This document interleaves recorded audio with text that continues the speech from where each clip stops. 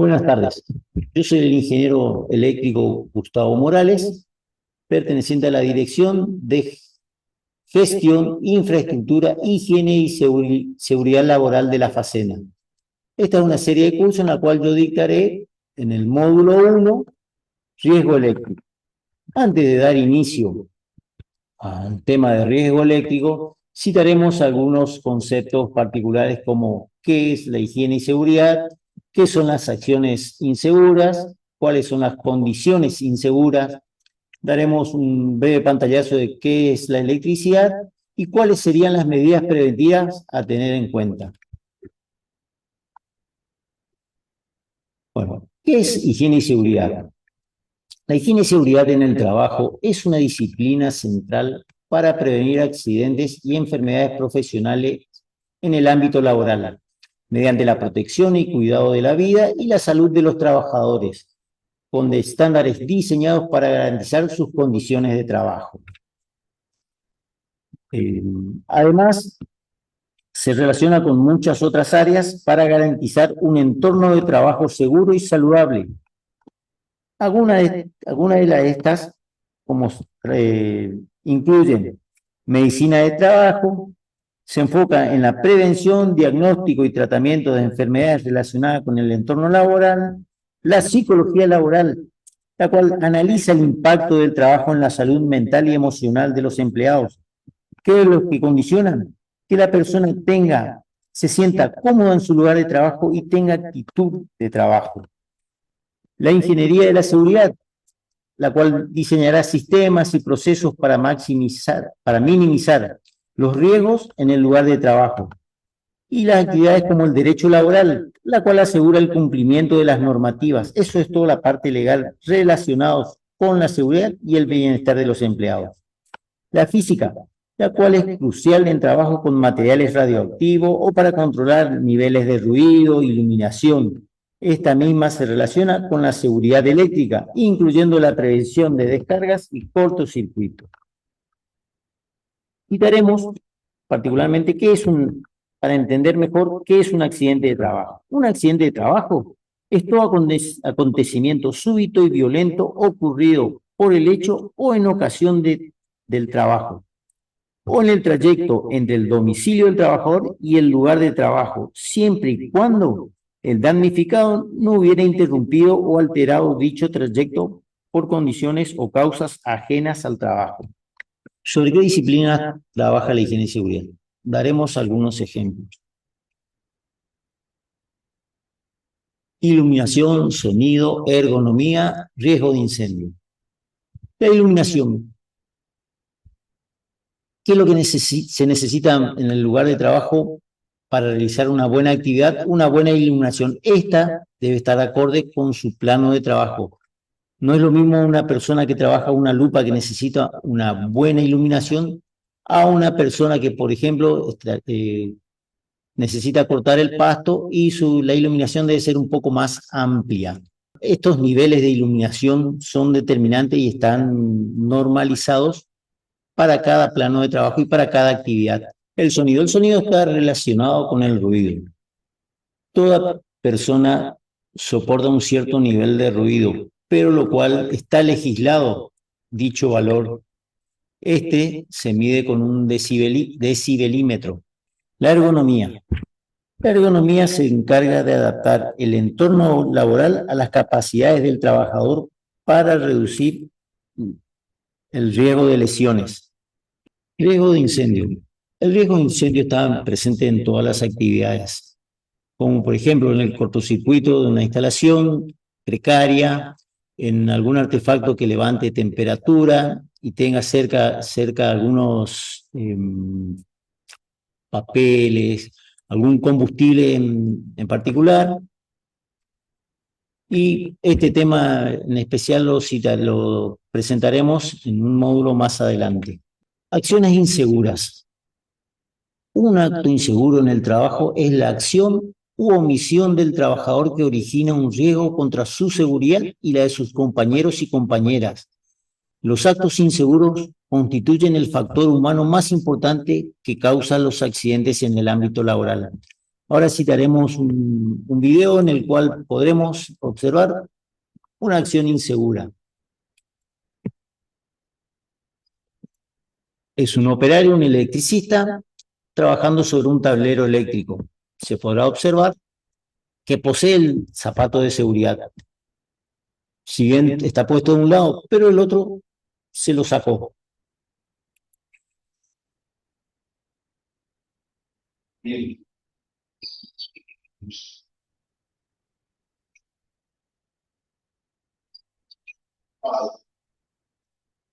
Como se puede observar, ¿qué es lo que está haciendo el operador? El operario está pelando un cable y ver si el cable tiene o no tiene tensión. Eso es una acción insegura, porque él debería, a pesar de tener su zapato de seguridad, debería realizar esa medición de si tiene o no tiene tensión el cable con un instrumento de medición. Condición insegura. Condición insegura son aquellas condiciones físicas o materiales dentro del lugar de trabajo que pueden desencadenar un accidente o un incidente laboral. Entre los ejemplos de condiciones inseguras se encuentran escaleras sin barandas, cables sueltos, falta de señalización en las zonas de peligro, piso en mal estado resbaladizo, o colocar productos inflamables o combustibles cerca de fuentes de calor, las cuales podrían provocar un incendio. Los cables sueltos que no podrían ocasionar tropezarnos y caernos y golpearnos contra una mesa o simplemente caernos. Una escalera sin baranda, que nos podamos resbalar o tropezar con el mismo escalón y caernos y golpearnos.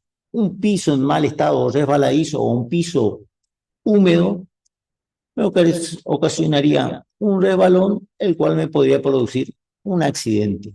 Ahora veremos un ejemplo de una condición insegura. Es un video también particular en el cual podremos observar qué es una condición insegura.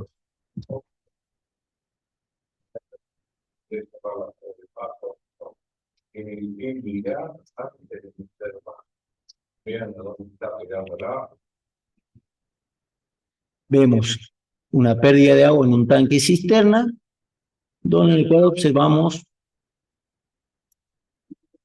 los cables y abajo se pueden observar las bombas de agua.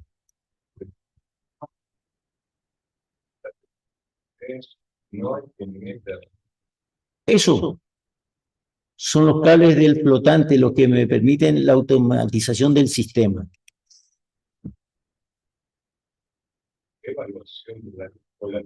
Vemos como el agua cae sobre las bombas.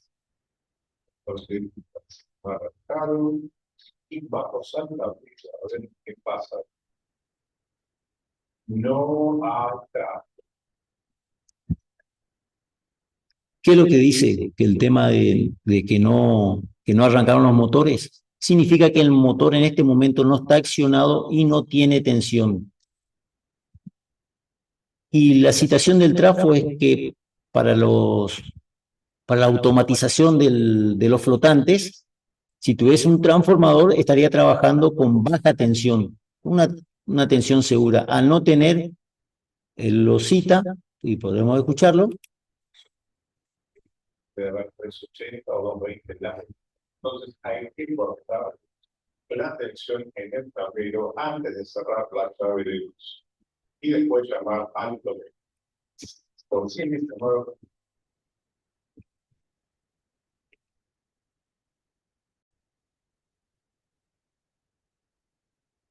Como podremos observar en este video, el inconveniente es la pérdida de agua en la entrada al tanque cisterna. ¿Qué es lo que se recomienda? No tocar nada, cortar la tensión, la que alimenta el tablero de bombas, y después llamar al plomero para poder solucionar. La idea en este caso sería ajustar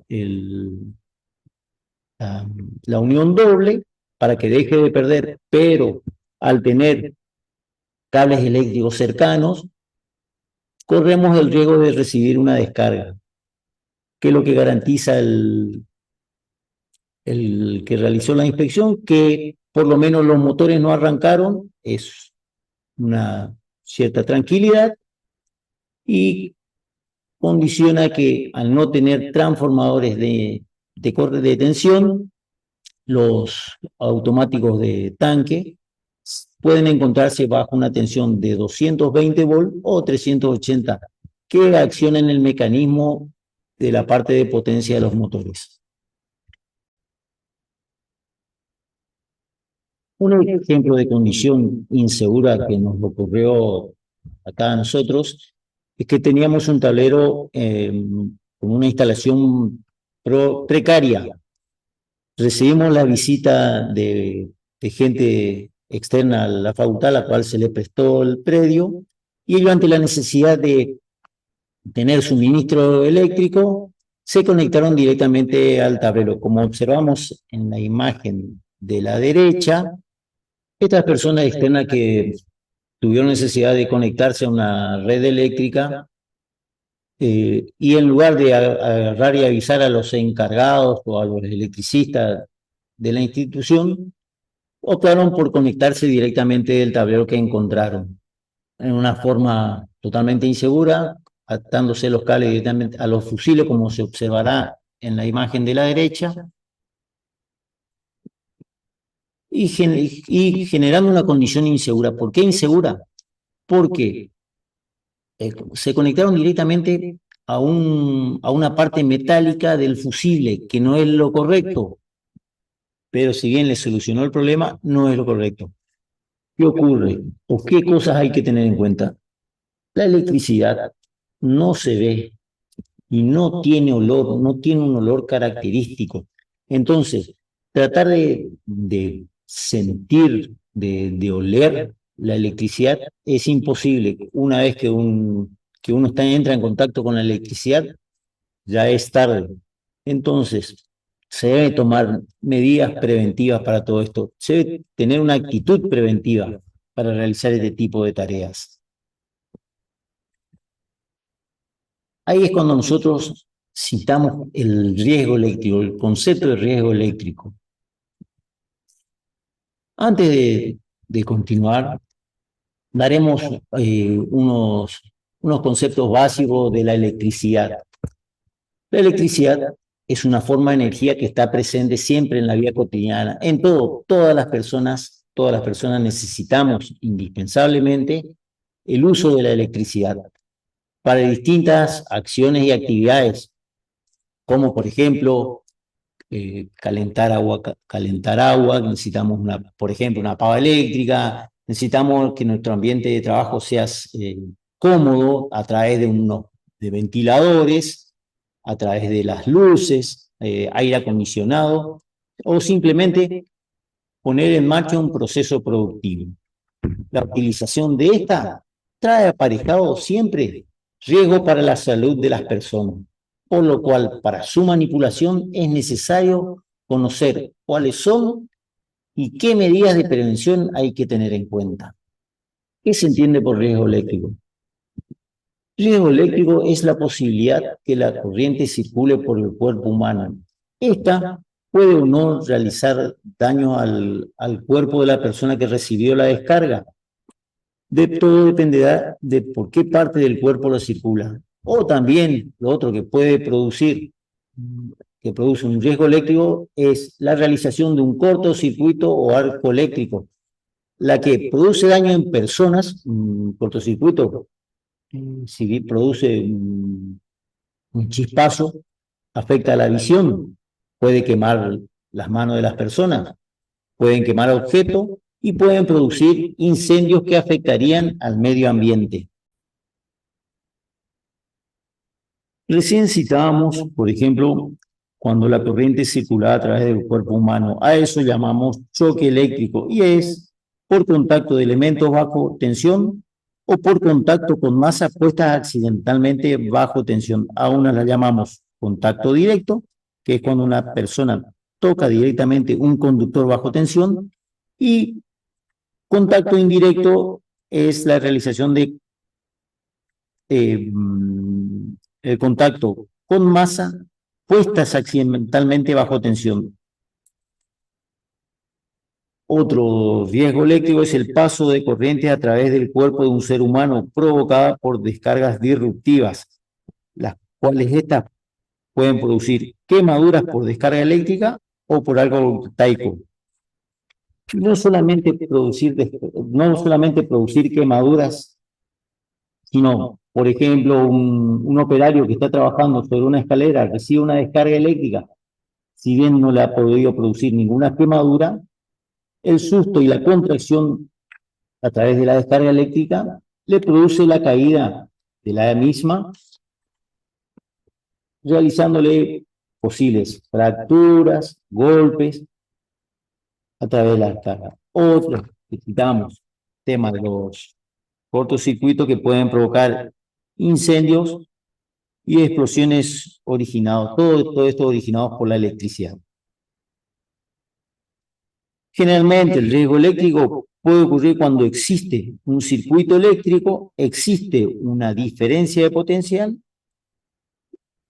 el cuerpo humano no se encuentra aislado y forme parte de este circuito. Vamos a citar algunos conceptos básicos de qué es la electricidad y cuáles son sus magnitudes, que nos permitirán a nosotros comprender un poco más los contenidos que se desarrollarán en este curso. La electricidad es una forma de energía basada en el movimiento de electrones a través de un material conductor. Es fundamental en la vida moderna ya que alimenta desde maquinarias industriales hasta dispositivos electrónicos cotidianos. Para entender el funcionamiento de los circuitos eléctricos necesitamos conocer las magnitudes eléctricas que los caracterizan y se puedan medir. Vamos a ver cuáles son esas magnitudes fundamentales y su correspondiente. Por ejemplo, la intensidad de corriente se mide en amperes, la resistencia se mide en ohm y la tensión o diferencia de potencial en voltios. Son más o menos las magnitudes fundamentales necesarias para entenderla. El contacto eléctrico se produce cuando toda persona toca directamente partes eléctricas. Vamos a citar algunas de las fórmulas que relacionan las magnitudes de las corrientes eléctricas. Como por ejemplo la resistencia, la ley de Ohm.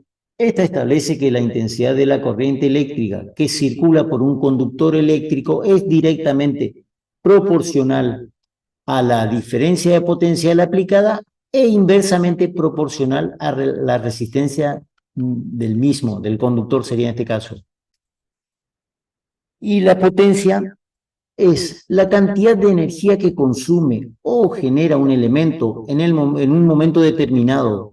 Este trabajo se mide por unidad de tiempo, la cual se denomina watt, y permite que la corriente que circula en un circuito eléctrico sea capaz de realizar un trabajo, por ejemplo, accionar un motor, donde dice que la potencia es igual a la tensión por la intensidad. Algunas consecuencias a tener en cuenta cuando trabajamos con electricidad es que incendios, por ejemplo, ¿qué consecuencias podemos tener? El 97% de los incendios es iniciado por fallas eléctricas, que también producen las fallas eléctricas, muerte, quemaduras, daños en la piel, lesiones, quemaduras y lesiones en los ojos, cuando el chispazo que realiza el cortocircuito, y también daños a bienes materiales, cuando se quema la instalación eléctrica, se quema un artefacto eléctrico, se produce un riesgo. ¿Cuáles son los efectos de la electricidad en el cuerpo humano? La circulación de corriente por el cuerpo humano puede ocasionar daños graves, como ser tetanización muscular. ¿Qué significa esto? Que es cuando el músculo se contrae y relaja en forma repetida durante un lapso corto de tiempo, provocando una contracción permanente.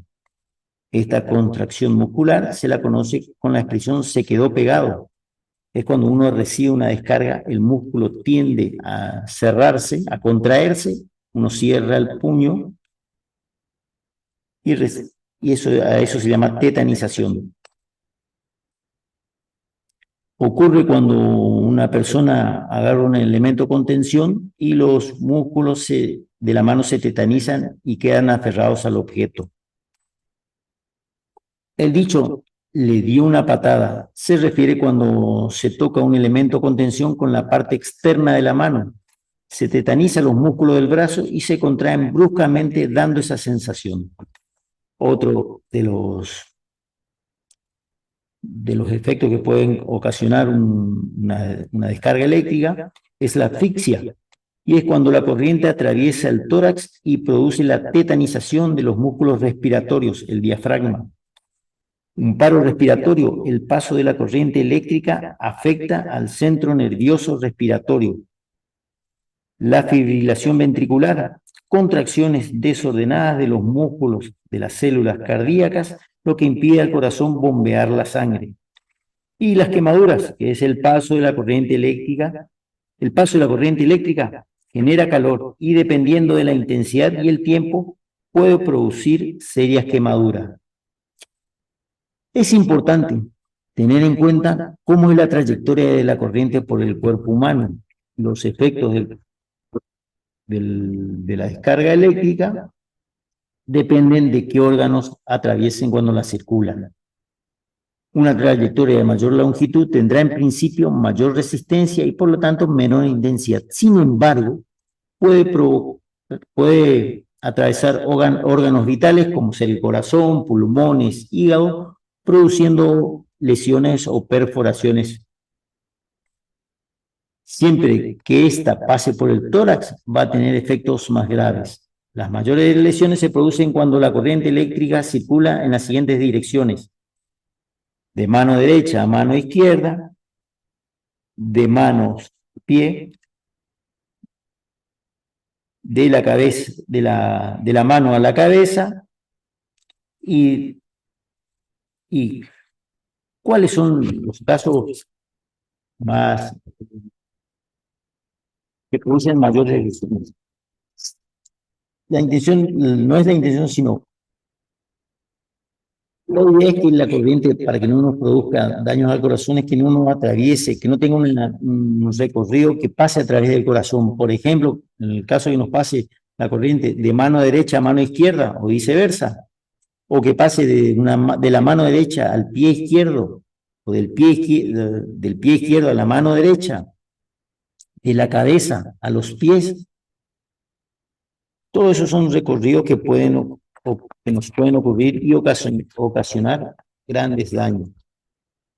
Existen normativas con la idea de prevenir estos inconvenientes de contacto y establecer las distancias de seguridad que permiten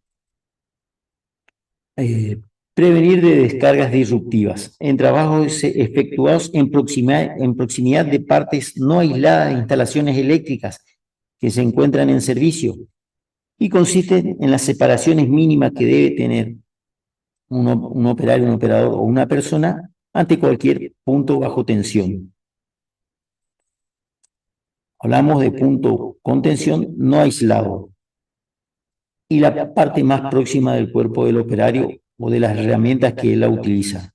Estas distancias garantizan la seguridad aún en las situaciones más desfavorables. Contacto eléctrico. El contacto eléctrico se produce cuando la persona toca directamente partes o elementos en tensión, como ser cables desnudos, fusibles, tableros no protegidos.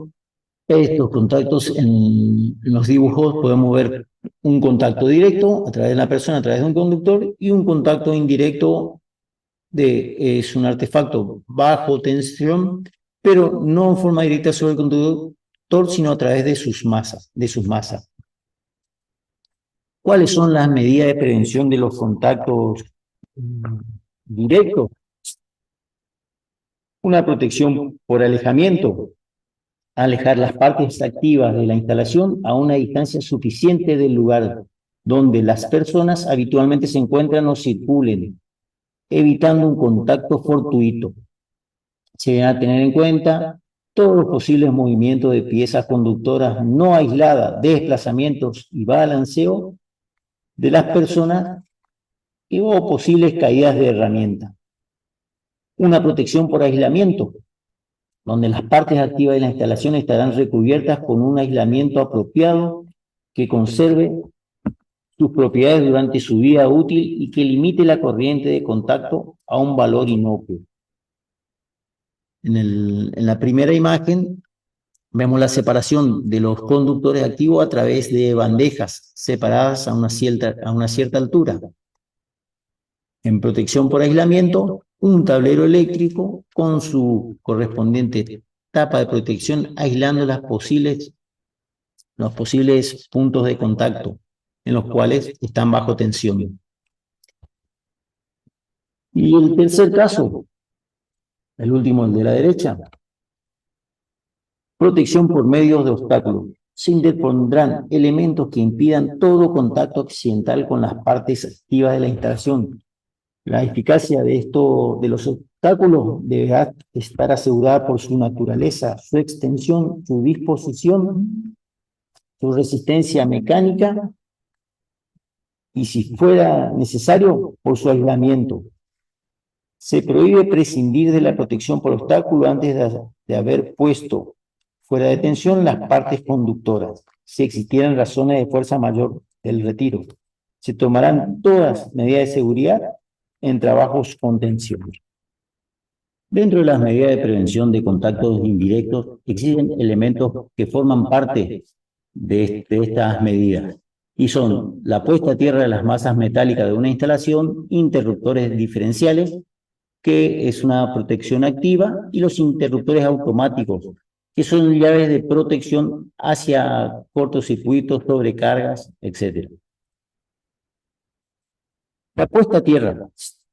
La puesta a tierra de las masas metálicas de una instalación es un sistema de protección a las personas que contienen dispositivos como maquinarias y equipos conectados a la red eléctrica. Su función es generar un camino de muy baja resistencia para la corriente, como por ejemplo el caso de la falla en un dispositivo, en un ventilador, una heladera que tenga pérdidas, donde el conductor de fase entra en contacto con la carcasa de estos elementos. La corriente encontrará un camino para ir a tierra y esta es una medida que reduce la posibilidad de recibir una descarga eléctrica. Todas las masas tienen que contar con puesta a tierra y estar unidos eléctricamente a una toma de tierra o a un conjunto de tomas de tierra interconectados. El circuito de puesta a tierra deberá ser continuo, permanente y con capacidad de carga para conducir la corriente de falla y contar con una resistencia apropiada. Los valores de las resistencias de las puestas a tierra de las masas deberán estar de acuerdo con un umbral de tensión y los dispositivos de cortes elegidos, a modo de evitar llevar a mantener a las masas a un potencial peligroso en relación a la tierra o a otra masa vecina. Particularmente el uso de la puesta a tierra es para que esas pequeñas corrientes de fuga que poseen los artefactos, que puedan ser una heladera que entra en pérdida, un motor que entra en pérdida, que se ligó su bobinado, un cable pelado que toca las carcasas, nos deja a los circuitos con tensión. Y es necesario, la corriente va a estar permanente en el artefacto y es necesario esa corriente derivarla a algún lado para que no se derive a través del cuerpo humano en caso de un contacto directo. ¿Qué características tienen estos conductores de tierra? Deben recorrer toda la instalación del local o de la vivienda o de la industria. Y esta va prendida de cada uno de los, como podremos observar en la imagen, va conectado a una entrada principal de tierra. Todos los conductores van a una puesta a tierra. La puesta a tierra consta de un elemento que es una jabalina, la cual va a enterrar al terreno natural. Esta misma, a través de un conductor de colores verdes con una línea amarilla, se accede al tablero principal. Y desde ese punto recorren todos los circuitos eléctricos que se hallen en esa instalación. Ese conductor en un extremo va conectado a la jabalina y desde el otro extremo a todos los puntos metálicos de la instalación. Por lo general siempre podremos observar que los tomacorrientes poseen tres conexiones.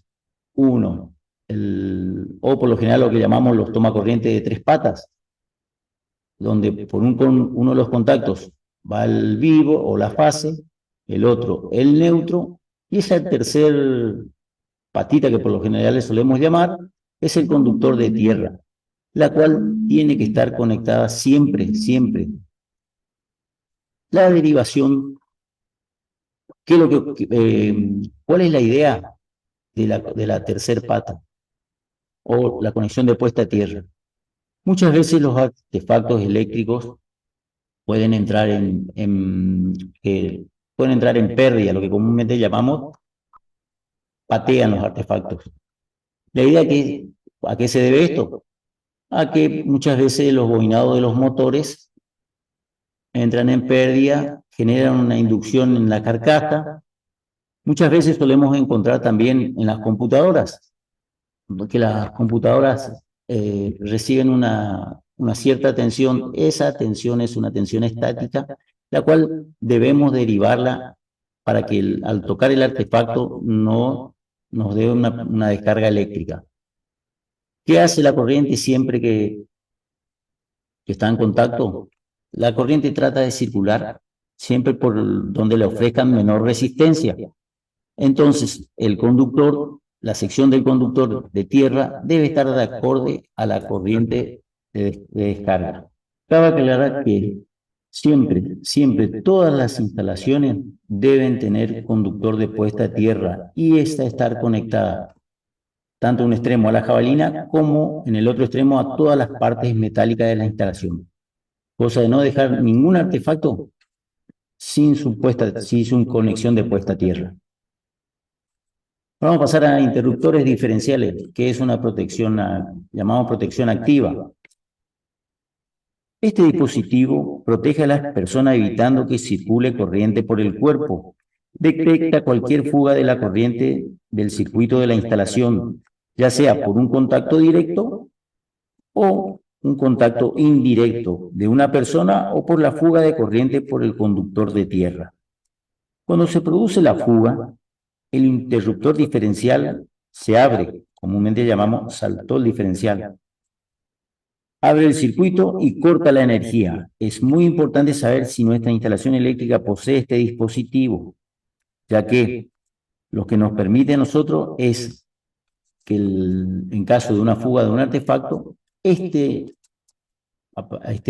interruptor o aparato lo vea y se abra. Un rango que nos permite identificarlo claramente es, o sea, una característica visual, si es que posee interruptor diferencial o no nuestra instalación, es que este tiene un pulsador en su parte frontal con una letra T, que es un botón de tester. Este botón de teste es para una prueba, lo cual lo acciona el interruptor cuando salta. Los fabricantes indican que se deben probar por lo menos una vez al mes para ver su funcionamiento. Y en caso de no actuar cuando lo pulsamos, se considera que el interruptor ya es necesario reemplazarlo. Características que tienen los interruptores diferenciales. Existen con distintas características, tanto en corriente nominal, que es la corriente que aguanta el interruptor, que son de 25 amperes, de 40 amperes y de 63 amperes. Otra de las características del mismo es su sensibilidad. Por lo general, el interruptor diferencial es para protección tanto para los aparatos como para las personas, principalmente para las personas. En este caso, la sensibilidad debe ser de 30 miliamperes. Existen otros tipos de interruptores diferenciales con una corriente mayor de sensibilidad. Por lo general estos son utilizados para circuitos electrónicos, por lo general de informática, ya que muchas veces los elementos electrónicos de las carcasas de la CPU producen ciertas descargas que si bien un diferencial lo ve, esos diferenciales con mayor sensibilidad nos permite como tomarse con un cierto margen de error. Otra de las características de los interruptores diferenciales es que existen interruptores monofásicos que constan de dos polos e interruptores diferenciales trifásicos que constan de un polo de neutro y tres polos de fase, o sea, cuatro polos. Ahora vamos a hablar de los interruptores automáticos, comúnmente llamadas termomagnéticas. Este dispositivo protege a la instalación eléctrica cuando el consumo de corriente sobrepasa ciertos valores máximos para lo que fue diseñado y también para el resguardo ante cortocircuitos.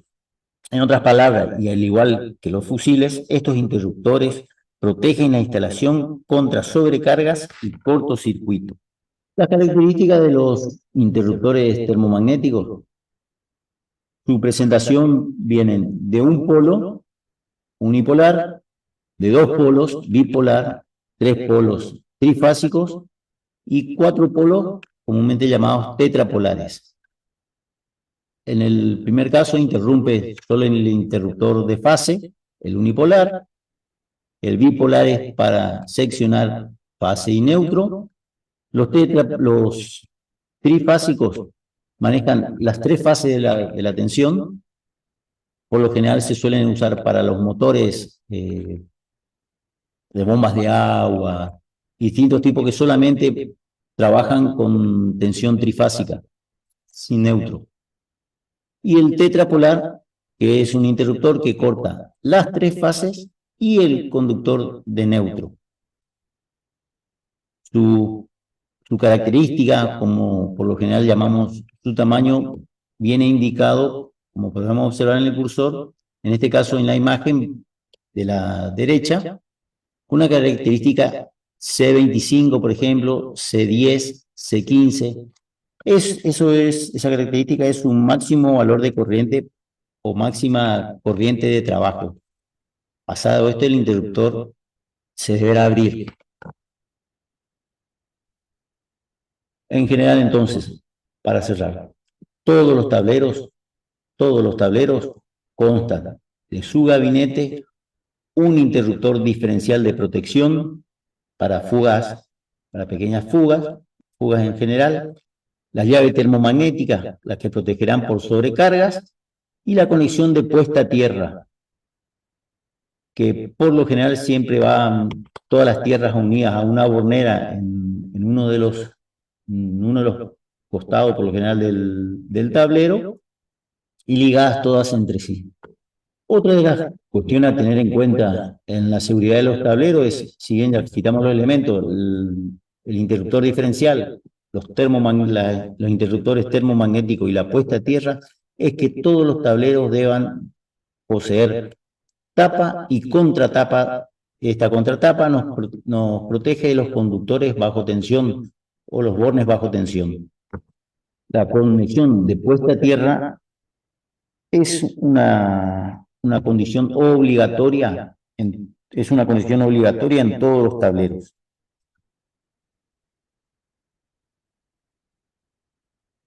Recomendaciones generales. Todos los tableros eléctricos deben cumplir con las especificaciones que nos da la AEA, que es la Asociación Electrotécnica Argentina. Estos tableros deben estar cerrados y adecuadamente señalizados. Tener una contratapa que evite los contactos directos con las partes energizadas, con bornes, barras, conductores desnudos, terminales, etc. Y todas las tareas de mantenimiento o reparación deben ser realizadas por personal debidamente capacitado, entrenado y con los elementos de protección personal y herramientas adecuadas. Es muy importante contar con la señalización adecuada en la instalación eléctrica y en el tablero se indique cuál es el circuito a que corresponde cada interruptor. En caso de tareas de mantenimiento, se debe señalizar la zona de trabajo y el interruptor desconectado se debe señalizar y bloquear para evitar posibles errores y accidentes. Recomendaciones generales. Todos los tableros eléctricos deben cumplir con las especificaciones de la AEA. La AEA es la Asociación Electrotécnica Argentina que rige todas nuestras reglas en cuanto a la electricidad. ¿Cuáles son las recomendaciones que nos hace la AEA?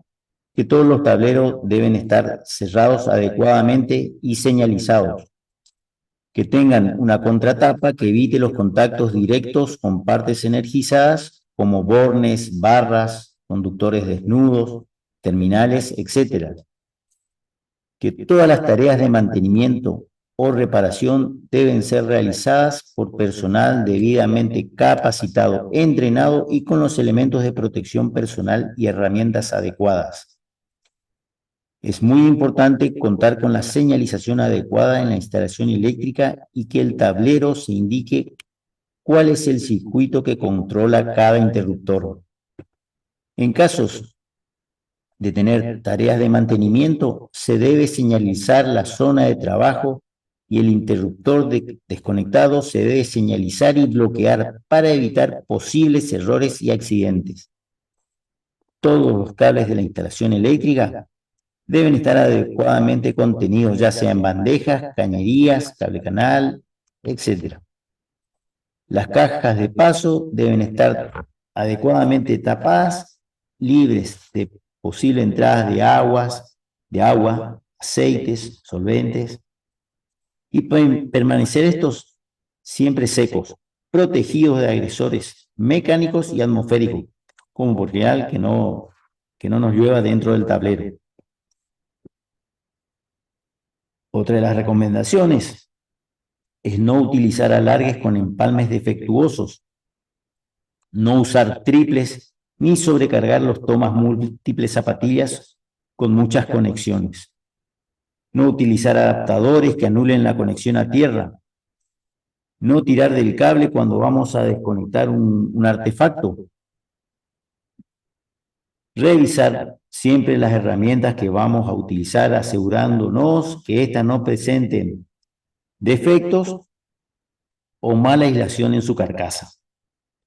Evitar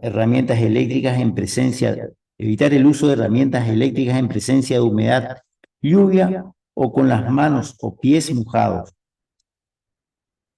Utilizar elementos de protección personal adecuados e indicados por un especialista como ser cascos, guantes dieléctricos, zapatos de seguridad y alfombras dieléctricas. Por eso, hacemos hincapié en esas recomendaciones en cuanto a, primero, avisar el trabajo que vamos a realizar.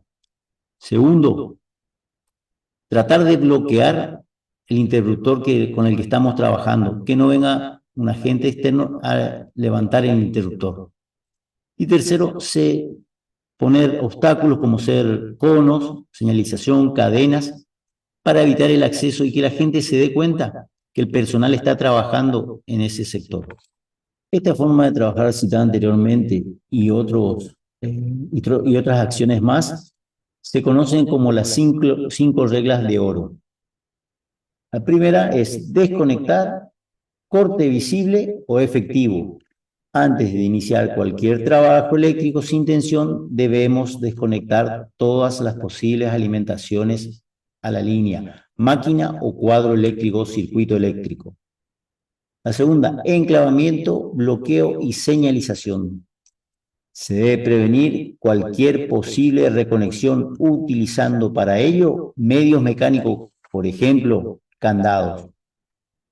Para enclavar los dispositivos de mando no se deben emplear medios fácilmente anulables, tales como una cinta aisladora, vidas o similares. Tercero, la comprobación de ausencia de tensión. Siempre se debe comprobar la ausencia de tensión antes de iniciar cualquier trabajo. empleando los procedimientos y equipos de medidas apropiados al nivel de tensión más elevado de la instalación. Cuarto, puesta a tierra y en cortocircuito. En el caso, esto por lo general es siempre la gente que trabaja en redes eléctricas. En el caso de que la línea o el equipo volviesen a ponerse bajo tensión, se producirá un cortocircuito y se derivará la corriente de falla a tierra, quedando sin peligro la parte afectada por los trabajos. Y por último, quinto, la señalización de la zona de trabajo, que es la zona donde se están realizando las tareas. Se señalizará por medio de vallas, conos o dispositivos análogos. Si procede, también se señalizarán las zonas seguras para que el personal que está trabajando en la instalación. Desde ya, muchas gracias y me despido. Hasta luego.